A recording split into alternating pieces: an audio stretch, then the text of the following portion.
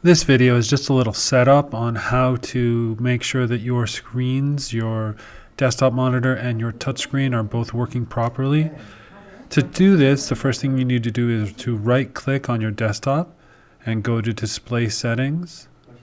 In display settings, you'll see that you probably have two monitors. You might see them as a duplicate monitor, which would be 1 and 2, but what you want to do is make sure that you have your monitors on extend. You'll see that you have number 1, number 2. 1 is usually what is on your desktop, and 2 is usually your smartboard.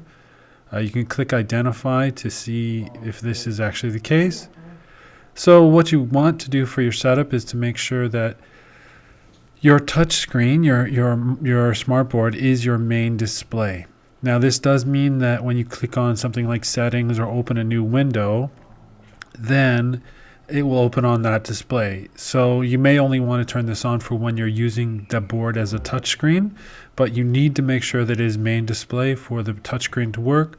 You can also go to duplicate and have your screens duplicate. The touch will also work for that.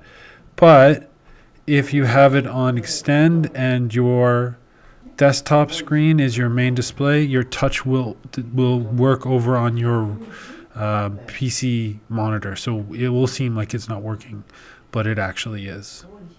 So I hope this video helps, and if you have any questions, please let me know.